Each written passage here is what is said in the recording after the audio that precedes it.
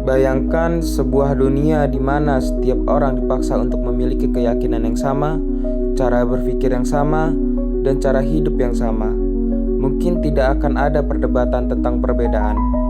Namun, apakah dunia seperti itu benar-benar indah? Justru perbedaanlah yang membuat manusia saling mengenal, saling belajar, dan saling melengkapi. Di balik setiap rumah ibadah, ada doa yang dipanjatkan. Di balik setiap keyakinan, ada harapan akan kehidupan yang lebih baik. Mungkin cara kita berdoa berbeda, mungkin bahasa yang kita gunakan berbeda, bahkan mungkin jalan yang kita tempuh tidak sama.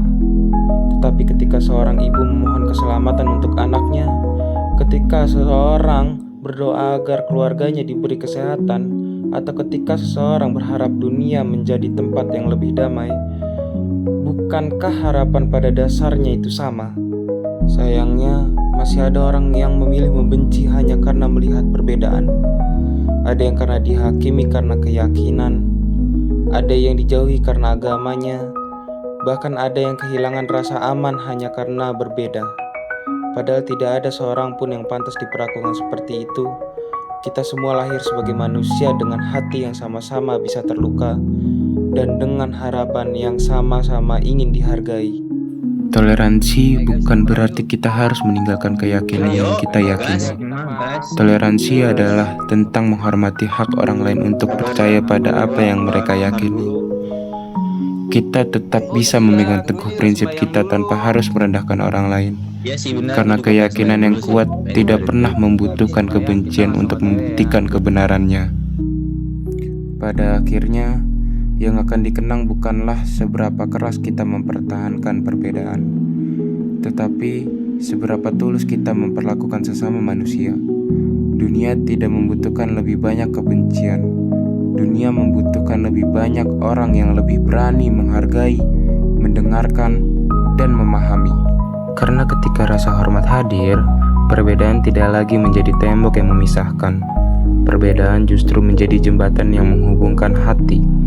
Dan mungkin kedamaian yang selama ini kita cari bukan dimulai dari tempat yang jauh, melainkan dari diri kita sendiri, dari pilihan sederhana untuk menghormati, mengasihi, dan menerima sesama manusia apa adanya. Sebab pada akhirnya kita mungkin berbeda dalam keyakinan, berbeda dalam cara beribadah, dan berbeda dalam cara memandang dunia. Namun, kita semua memiliki satu harapan yang sama, hidup dalam damai, saling menghargai, dan meninggalkan dunia ini sebagai tempat yang lebih baik bagi generasi yang akan datang. Sebelum masuk ke toleransi beragama di dalam ruang lingkup Indonesia, saya ingin menjelaskan dua hal yang dimana salah satunya seringkali menjadi salah paham di antara sebagian masyarakat muslim di Indonesia. Yang pertama itu fungsi Islam di Indonesia.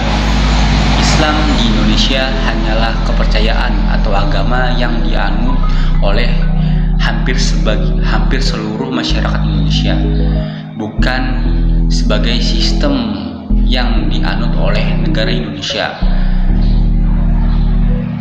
atau bisa disebut juga bukan negara Islam.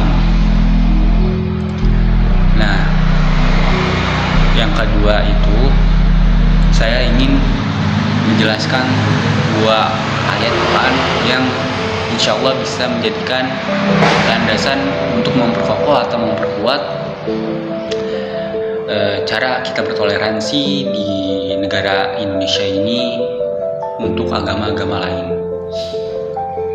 Yang pertama itu saya akan menjelaskan tentang Quran surat Al-Kafirun ayat 6. Untukmu agamamu dan untuk pula agamaku, yang dimana konteks dari Quran surat Al-Kafirun ayat 6 ini lebih ke ibadah atau rukiyah yang masih sebagian juga disalahpahami tentang Quran surat Al-Kafirun ini. Di Quran surat Al-Kafirun ini kita tidak boleh mencampurkan ibadah agama lain dengan agama kita. Contohnya, kita tidak boleh mengikuti atau beribadah di rumah ibadah agama lain seperti ke gereja. Kita tidak boleh beribadah ke gereja. Begitu pula sebaliknya, agama lain tidak boleh beribadah di masjid atau di tempat ibadah agama Islam. Kenapa tidak boleh? Karena di dalam Islam itu ibadah itu udah tetap, tidak bisa dicampurkan. Yang kedua itu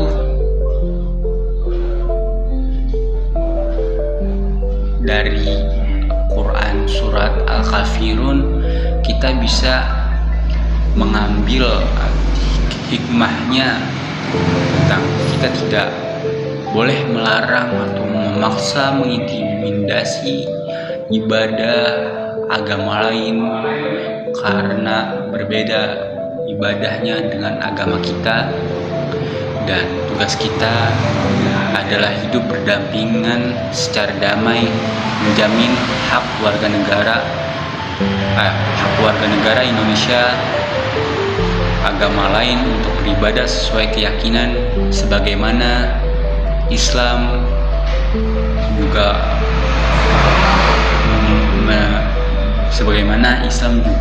dapat membebaskan hak memilih agama atau keyakinannya masing-masing.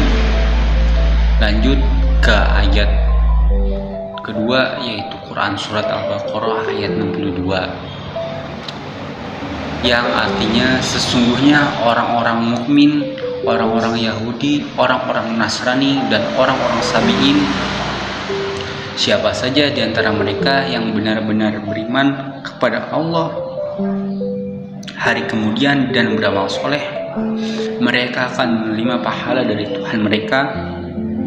Tidak ada kekhawatiran terhadap mereka, dan tidak pula mereka bersedih hati.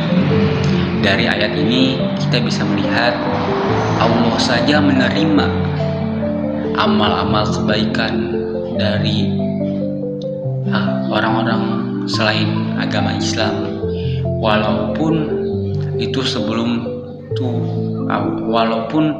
itu bukan agama kita sendiri.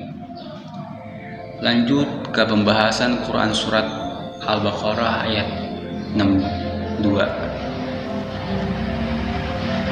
Di sini secara garis sejarah, mereka yang mengikuti ajaran Nabi Musa alaihissalam atau Yahudi dengan lurus atau pengikut Nabi Isa Nasrani yang setia pada kitab Injil asli serta kaum Sabi'in yang mengesahkan Allah, semuanya mendapatkan ganjaran kebaikan di sisi Allah atas keimanan dan amal soleh mereka pada masanya. Allah saja